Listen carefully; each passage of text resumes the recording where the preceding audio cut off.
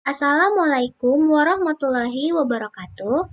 Halo semuanya, perkenalkan kami dari kelompok 7 yang beranggotakan saya sendiri Ramadhania Zahra, lalu Alia Arifa, Febri Harsono, Hanifa Zakiroh, Nurul Alpitasari, Supi Hadi, dan Vini Oktaria. Di sini kami akan menjelaskan hasil dari analisis jurnal yang sudah kami kerjakan. Selamat menyaksikan. Assalamualaikum warahmatullahi wabarakatuh. Perkenalkan, nama saya Febri Harsono dengan NIM P0713422022. Saya di sini akan mempresentasikan hasil dari review jurnal saya yang berjudul Hawkworm Infection and the Risk Factor Among Plantation Workers in Jember, Indonesia. Pertama, latar belakang. Infeksi cacing tambang merupakan salah satu infeksi soil transmitted helminth atau disingkat dengan STH yang termasuk dalam penyakit tropis terabaikan.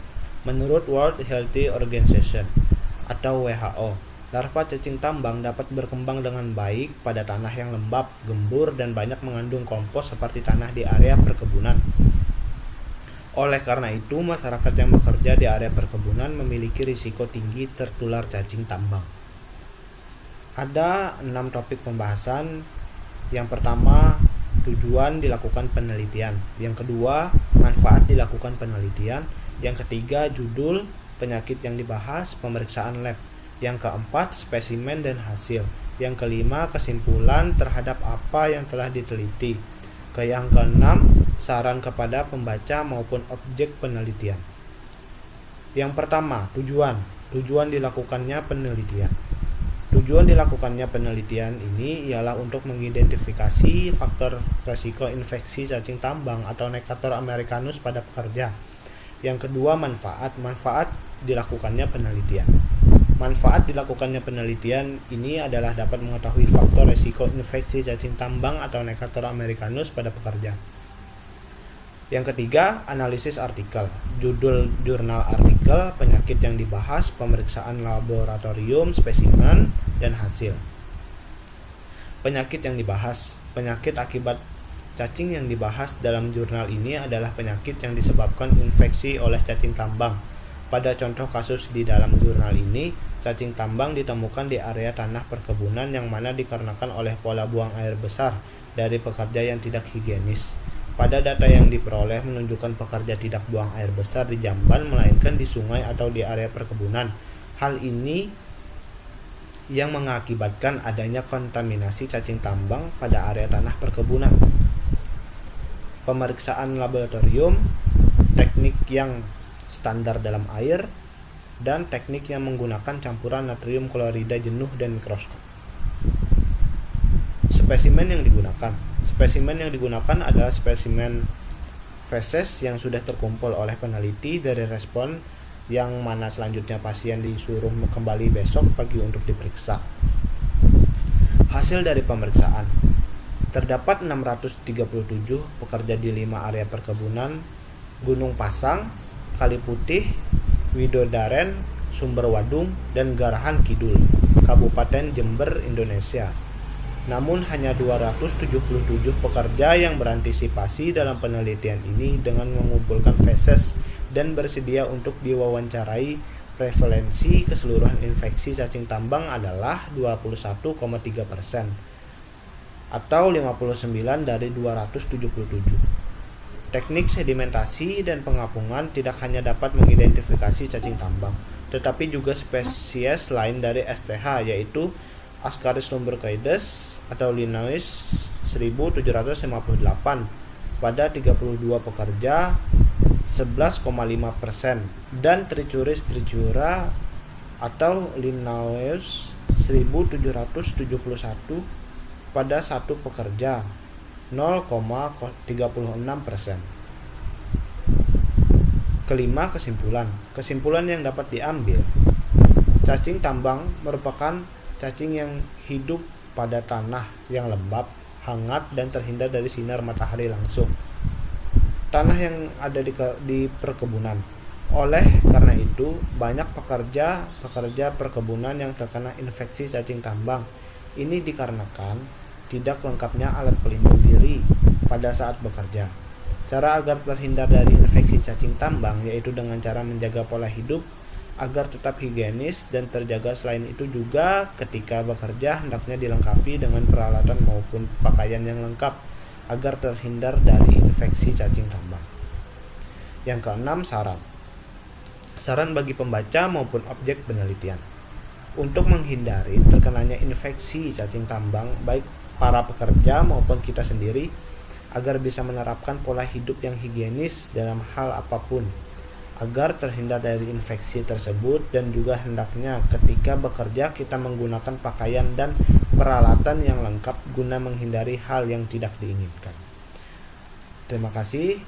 Mungkin itu saja hasil dari review jurnal saya. Sekian, terima kasih. Wassalamualaikum warahmatullahi wabarakatuh. Halo semuanya, perkenalkan nama saya Ramadhania Zahra. Di sini saya ingin menjelaskan hasil dari analisis jurnal saya.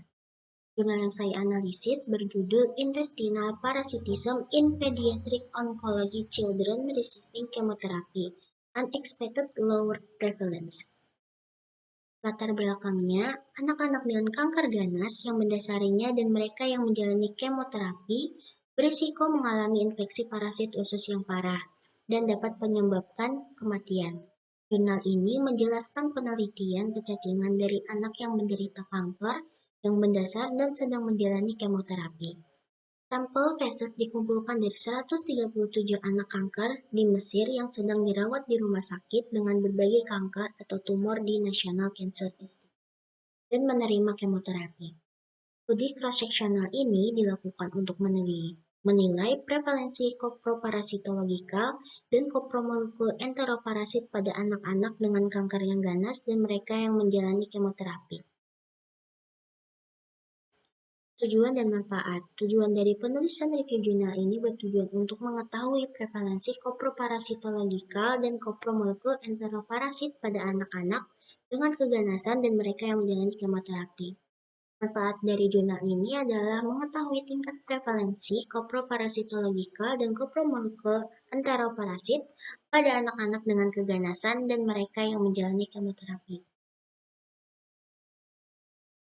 Analisis artikel diperoleh tingkat parasit usus yang relatif rendah di antara anak-anak onkologi anak yang menerima kemoterapi menggunakan kolposkopi dan kopro-NPCR yang lebih sensitif.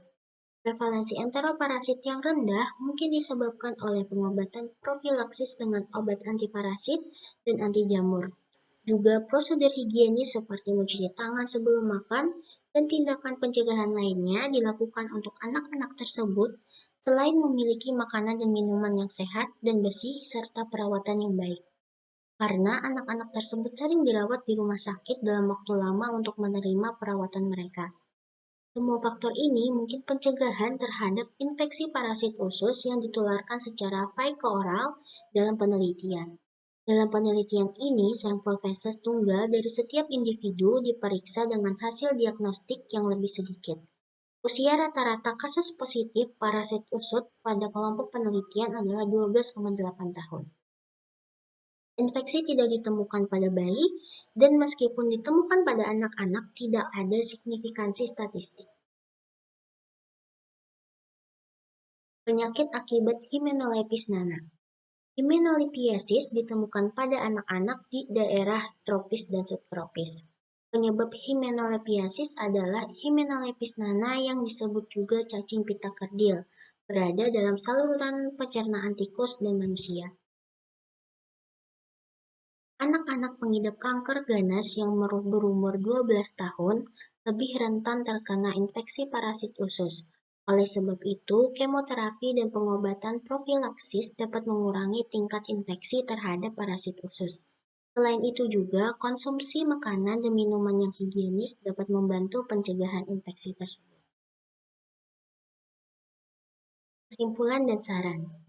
Obat antiparasit dan anti jamur profilaksis sebagai protokol standar pada pasien kanker pediatrik yang menerima kemoterapi dengan praktik higienis dasar dan perawatan yang baik memiliki manfaat pencegahan terhadap enteroparasit dan penurunan prevalensinya. Pasien yang memiliki tumor padat dengan diare dan tinja yang berlendir, Berdarah, lunak atau cair adalah prediktor untuk mendeteksi parasitisme usus. Saran, ketika sedang sakit, sistem imun akan menurun dan membuat tubuh lebih rentan untuk terkena penyakit lain. Disarankan untuk mengonsumsi makanan yang bergizi dan sehat serta menjaga lingkungan agar selalu bersih. Berolahraga juga penting untuk menjaga tubuh tetap kuat dalam melawan penyakit. Sekian dari saya, terima kasih.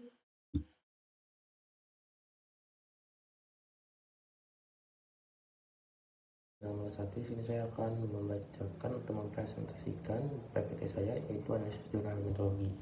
Jurnal saya berjudul Hematolepis diminuta. Jadi di sini ada 4 macam konten. Yang pertama adalah Hematolepis diminuta.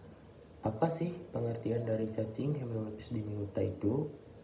Yang kedua adalah gejala dan cara penularan penyakit yang disebabkan oleh Hematolepis diminuta dan cara penularannya. Yang ketiga ada pemeriksaan laboratorium. Bagaimana metode pemeriksaan yang dapat mendiagnosa atau menemukan adanya cacing tersebut yang menyebabkan infeksi. Yang keempat adalah kesimpulan. Kesimpulan dari jurnal dan makalah yang dibuat. Pengertian. Hematolepis diminuta merupakan cacing parasit yang termasuk dalam kelas Cestoda yang hidup dalam usus tikus dan manusia. Cacing ini dapat menyebabkan penyakit Hematolepiasis diminuta. Nama lain Hematolepis diminuta adalah cacing pita tikus, the red tapeworm, dan Taenia diminuta. Telur Hematolepis diminuta keluar bersama tinja, kemudian tertelan oleh hospes intermedier, kemudian oncosper menetas dan menembus dinding usus hospes intermedier, yang kemudian berkembang menjadi larva cysticercoid. Kemudian infeksi Hematolepis diminuta diperoleh hospes definitif setelah menelan dan terbawa atau membawa larva cysticercoid. Kemudian larva cysticercoid menempel pada mukosa usus halus yang kemudian berkembang menjadi cacing dewasa dalam waktu 20 hari. Gejala dan cara penularan. Kebanyakan pasien yang terinfeksi Hematolepis diminuta memiliki gejala seperti muntah, anoreksia, diare, sakit perut, dan gangguan pencernaan lainnya. Infeksi manusia dengan Hematolepis diminuta paling sering terjadi dari konsumsi secara tidak sengaja pada biji-bijian yang terkontaminasi. Manusia adalah hospes tidak sengaja dari Hematolepis diminuta melalui ingesti hospes reservoir atau insidental. Dengan kata lain, tidak sengaja. Sebagian besar manusia terinfeksi Hematolepis diminuta tidak menunjukkan gejala. Namun, beberapa pasien yang terinfeksi mungkin menderita gejala gastrointestinal seperti sakit perut, mual, anoreksia, dan diare. Kemudian pemeriksaan laboratorium. Pemeriksaan feses metode langsung atau direct adalah satu tetes larutan eosin 2% dititiskan di kaca objek. Kemudian feses diambil dengan lidi kurang lebih 2 mg dan dicampurkan dengan 1-2 tetes larutan eosin yang tadi. Dihomogenkan dengan cara diputar-putar sampai homogen. Apabila terdapat bagian-bagian kasar, dibuang. Selanjutnya, ditutup dengan kaca penutup ukuran 20x20 mm sampai kaca penutup rata menutup sediaan sehingga tidak terbentuk gelembung udara ataupun celah. Setelah itu, sediaan diamati dengan menggunakan pembesaran rendah, objektif 10 kali dan objektif 40 kali. Pemeriksaan parasitologi feses meliputi apusan langsung dan teknik konsentrasi formalin ether mengungkapkan bahwa ada banyak jumlah telur Hematolepis diminuta dalam sampel feses pada jurnal yang saya analisa. Kesimpulan, manusia merupakan hospes insidental atau tidak sengaja dari cacing ini. Biasanya telur cacing ikut terkonsumsi saat manusia memakan biji-bijian yang telah terkontaminasi dengan tikus atau terdapat gumbang pada biji-bijian tersebut yang telah terkontaminasi. Orang yang terinfeksi Hemanolepis diminuta seringkali tidak memiliki gejala yang berat. Bagaimanapun, beberapa pasien dapat mengalami gangguan pencernaan, pusing, mual, bahkan anoreksia serta diare. Pengobatan untuk penyakit ini adalah praziquantel, dewasa dan anak-anak 25 mg per kilogram berat badan dalam terapi dosis tunggal. Obat alternatif dapat menggunakan niclosamide dan nitazosanid. Untuk meningkatkan pengetahuan tentang infeksi Hemanolepis diminuta pada manusia seperti rute penularan, epidemiologi, presentasi klinis, dan protokol pengobatan, kami merekomendasikan bahwa setiap kasus langka infeksi manusia harus dilaporkan. Assalamualaikum warahmatullahi wabarakatuh. Perkenalkan, nama saya Nurul Apitasari. Di sini saya akan mempresentasikan tentang analisis jurnal saya yang berjudul The Behavior of Microfilaria Brugia timori and Wecheria bancrofti in Filariasis Cases with Mixed Infecti in Southwest Sumbarengensi. Selanjutnya yaitu filariasis limfatik pada manusia disebabkan oleh cacing jaringan jenis Wecheria bancrofti, Brugia malai, dan Brugia timori. Wecheria bancrofti merupakan penyebab hampir 90% kasus filariasis limfatik di seluruh dunia. Brugia malai tersebar di Asia Selatan dan Tenggara, sedangkan Brugia timori hanya terbatas di Indonesia bagian timur atau Kepulauan Nusa Tenggara Timur. Mikrofilaria bermetabosis menjadi stadium infektif dalam tubuh nyamuk. Perilaku mikrofilaria dihubungkan dengan kepadatan mikrofilaria dalam pembuluh darah tepi pada manusia. Kepadatan mikrofilaria berbeda-beda bergantung dari jenis mikrofilaria. Sifat periodik nokturnal artinya aktivitas mikrofilaria di daerah tepi pada malam hari berbeda pada periodik diurnal di mana mikrofilaria aktivitasnya pada siang hari. Selanjutnya yaitu tujuan pada analisis jurnal perilaku Brugia timori, Wecheria bancrofti pada penderita filariasis dengan infeksi campuran. Selanjutnya yaitu manfaatnya,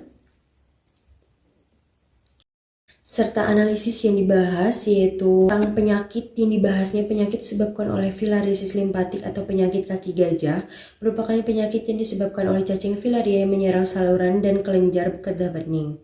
Penyakit ini dikategorikan sebagai neglected tropical disease atau penyakit yang terabaikan. Filariasis limfatik pada manusia disebabkan oleh cacing jaringan jenis Wecheria bancrofti, Brugia malai, dan Brugia timori. Selanjutnya yaitu jenis pemeriksaan laboratorium dan identifikasi morfologinya. Mikrofilaria berada di daerah tepi agar berpeluang terisa vektor dan kelanjutan siklus hidupnya melalui penyesuaian ritme sirakadinya dengan vektor. Mikrofilaria tidak akan terus berada di peredaran darah tepi. Mereka akan bersembunyi di paru-paru karena menghemat energi dan bersembunyi dari sistem imunitas tubuh darah tepi. Kemampuan mikrofilaria periodik nokturnal untuk melekat pada sel endotel paru-paru didemonstrasikan pada percobaan di laboratorium. Selanjutnya itu spesimennya. Penelitian ini dilakukan di Desa Kakale, Kecamatan Kodi Balagar atau Kabupaten Sumba Barat Daya pada tahun 2012. Sampel penelitian ada 5 orang positif terinfeksi campuran mikrofilaria jenis Brugia timori dan Wecheria bancrofti yang bersedia dan memenuhi syarat menjadi sampel dalam penelitian. Untuk perilaku mikrofilaria dilakukan berdasarkan fluktuasi kepadatan mikrofilaria pada daerah tepi. Selanjutnya yaitu hasil dan kesimpulan artikel. Pada hasil analisis ICAT dan perilaku mikrofilaria Brugia timori dan Wecheria bancrofti pada kasus infeksi campuran tidak ada perbedaan. Semua subjek menunjukkan nilai indeks prioritasnya lebih dari 50 sehingga indeks prioritasnya untuk mikrofilaria menunjukkan bahwa prioritas mikrofilaria Brugia timori dan Wecheria bancrofti pada infeksi campuran adalah periodik nokturnal, meskipun Brugia timori dan Wecheria bancrofti memiliki prioritas nokturnal, namun pada beberapa subjek juga ditemukan mikrofilaria pada daerah tepi pada siang hari. Meskipun jumlahnya lebih sedikit dibanding pada malam hari, kondisi ini sama dengan prioritas Brugia timori dan Wecheria bancrofti di alor yang menunjukkan prioritas nokturnal, tetapi pada orang dengan jumlah kepadatan mikrofilaria yang tinggi juga dapat ditemukan mikrofilaria di daerah tepi pada siang hari. Selanjutnya itu kedua jenis mikrofilaria yang ditemukan pada penderita infeksi campuran mempunyai puncak kepadatan pada malam hari, dan mikrofilaria berada di daerah tepi berpeluang terhisap vektor dan melanjutkan siklus hidupnya melalui penyesuaian ritme sirkadinya dengan vektor. Penyakit yang disebabkan oleh filariasis limpatik, penyakit kaki gajah merupakan penyakit yang disebabkan oleh cacing filaria yang menyerang saluran dan kelenjar getah bening. Penyakit ini dikategorikan sebagai neck lecet atau tropical disease, penyakit yang terabaikan. Filariasis limpatik pada manusia disebabkan oleh cacing jaringan jenis Wuchereria bancrofti dan Brugia mari dan Brugia timori. Selanjutnya yaitu yang terakhir, yaitu saran untuk kita semua agar tetap berhati-hati terhadap lingkungan kita dan menjaga kesehatan, serta perlunya penyuluhan masyarakat di daerah yang akan dilakukan penelitian untuk menghindari kontak dengan nyamuk agar tidak menularkan dan tertular filariasis, terutama pada malam hari, mengingat prioritas mikrofilaria adalah periode nokturnal. Sekian dari saya. Wassalamualaikum warahmatullahi wabarakatuh. Assalamualaikum warahmatullahi wabarakatuh. Perkenalkan, nama saya Hanifah Zakiroh dari Prodi STRTLM dengan NIM P0713422227. Di sini saya akan menjelaskan PPT analis artikel ilmiah helmintologi tentang Enterobius spermacularis appendicitis yang berjudul Immunohistopathological Study for Patients with Appendicitis due to Enterobius spermacularis worm. Langsung saja kita ke materinya, yaitu latar belakang. Enterobius spermacularis yang dikenal luas sebagai cacing kremi adalah parasit penyebab infeksi saluran cerna utama di seluruh dunia. Parasit ini juga merupakan parasit yang paling sering diidentifikasi secara insidental pada kasus appendicitis. Secara global, temuan investasi Enterobius spermacularis pada appendicitis akut berkisar antara 0,2% hingga 41,8% dengan presentasi global 4%. Parasit ini terjadi pada semua usia namun sering dialami oleh anak-anak. Di Irak, infeksi cacing Enterobius spermacularis usus tidak menunjukkan gejala dan endemik, tetapi dapat menyebabkan radang usus buntu. Gejala yang ditimbulkan bervariasi tergantung pada stadium penyakit gastrointestinal itu. Cacing Enterobius spermacularis telah menyebabkan beberapa kasus appendicitis atau radang usus buntu. Untuk tujuannya, yaitu penelitian ini bertujuan untuk mengetahui seberapa umum cacing Enterobius spermacularis dalam sampel usus buntu dan apakah itu memainkan peran dalam pengembangan usus buntu. Manfaat: mengetahui bahwa infeksi cacing Enterobius spermacularis dapat menyebabkan radang usus buntu dan respon imun yang diwujudkan dengan peningkatan kadar PGE2 dan TGF sampai 1 beta dalam darah. Untuk analisis artikel ilmiah, judul artikel tersebut ialah Immunohistopathological Study for Patients with Appendicitis due to Enterobius spermacularis worm. Jurnal yang memuat artikel tersebut yaitu The Egyptian Journal of Hospital Medicine. Penyakit yang disebabkan oleh Enterobius spermacularis yaitu penyakit appendicitis atau radang usus buntu, dan morfologi stadiumnya yaitu cacing dewasa. Manfaat kegiatan: jenis pemeriksaan laboratorium. Appendix difiksasi dalam formaldehida 10% larutan. Semua blok diwarnai dengan hemotoksilin dan eosin dan diperiksa keberadaan Enterobius spermacularis dan bentuk radang. Mikroskop cahaya tradisional dengan kamera digital digunakan untuk melihat slide spesimen. Semua sampel pembedahan usus buntu diperoleh dari pasien yang mengunjungi Departemen Bedah di Rumah Sakit Bersalin dan Anak Al-Azhar dan Rumah Sakit Al-Hakim di Provinsi Al-Najaf. Sebelum operasi, Kedua pasien diuji dalam konsultasi klinis sebanyak 250 spesimen bedah diperiksa dari pasien yang sepenuhnya menyetujui menjalani operasi bedah untuk radang usus buntu klinis. Hasil dan kesimpulan dalam artikel tersebut yaitu dari pemeriksaan yang dilakukan ditemukan cacing dewasa atau telur Enterobius vermicularis dalam sampel biopsi usus buntu dari 30 pasien dengan usus buntu, 3,15% sampel positif. Kesimpulan dari jurnal ini kita dapat lebih mengetahui bahwa infeksi cacing Enterobius vermicularis dapat menyebabkan radang usus buntu. Penyebab penyebaran parasit bisa dipengaruhi oleh letak geografis dan keadaan sosial yang mengakibatkan perubahan luas penyebaran parasit. Cukup sekian yang bisa saya sampaikan. Maaf apabila terdapat banyak kekurangan. Terima kasih. Assalamualaikum warahmatullahi wabarakatuh. Halo, perkenalkan nama saya Alia Ripa. Di sini saya akan mempresentasikan review jurnal saya yang berjudul Ascaris lumbricoides A Startling Discovery dari Screening Colonoscopy. Latar belakang dari jurnal ini menjelaskan penelitian yang menemukan Ascaris lumbricoides yang ditemukan selama prosedur endoskopi rutin dari seorang pria lanjut usia dengan keluhan yang tampaknya tidak berbahaya, yang ditemukan menderita askariasis usus selama screening kolonoskopi. Parasit ini bisa ditemukan di mana saja dan bisa hidup serta berkembang biak di dalam usus manusia. Infeksi parasit usus adalah masalah kesehatan masyarakat yang utama di seluruh dunia dan khususnya di daerah pedesaan dan perkotaan di negara-negara tropis dan subtropis. Tujuan dari review jurnal ini untuk mengetahui penemuan Ascaris lumbricoides yang ditemukan saat melakukan screening kolonoskopi dan mengetahui gejala yang ditimbulkan penyakit askariasis, serta manfaatnya agar mengetahui Ascaris lumbricoides yang ditemukan saat melakukan screening kolonoskopi serta juga mengetahui gejala yang disebabkan oleh cacing Ascaris lumbricoides. Penyakit yang disebabkan oleh cacing ini adalah penyakit askariasis. Askariasis adalah jenis infeksi yang disebabkan oleh Ascaris lumbricoides alias cacing gelang. Kabar buruknya, cacing gelang cukup sering menginfeksi dan bisa menyebabkan penyakit.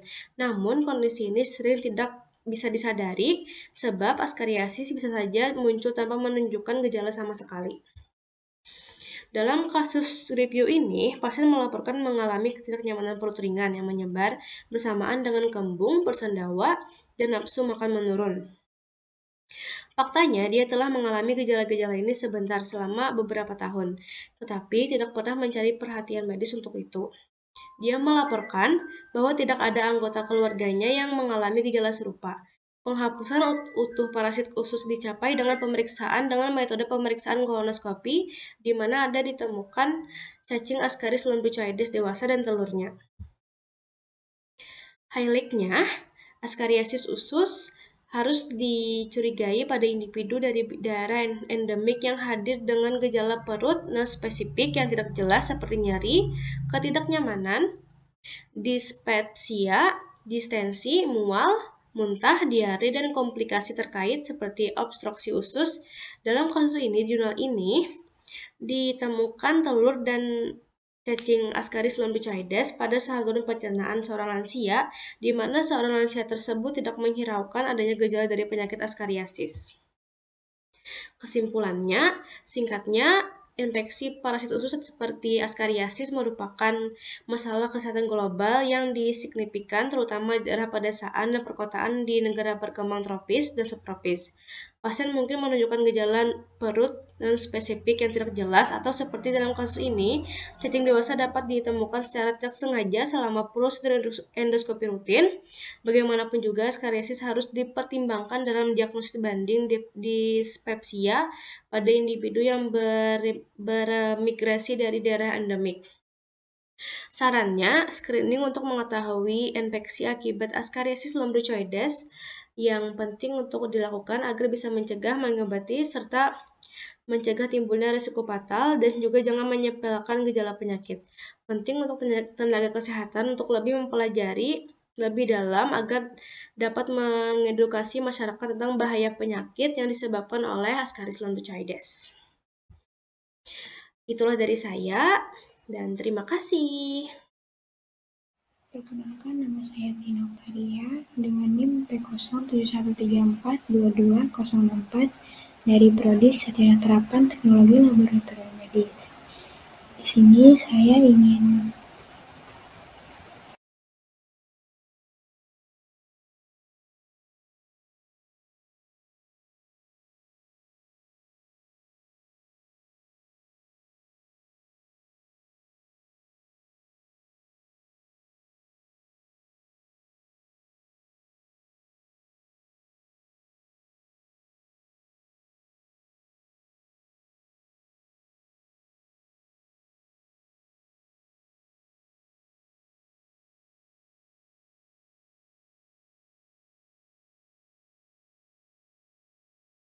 Sekian dari kelompok kami, semoga apa yang kami sampaikan dapat bermanfaat bagi kita semua. Terima kasih sudah menyaksikan. Salah hilaf mohon maaf. Wabillahi taufik wal hidayah. Wassalamualaikum warahmatullahi wabarakatuh.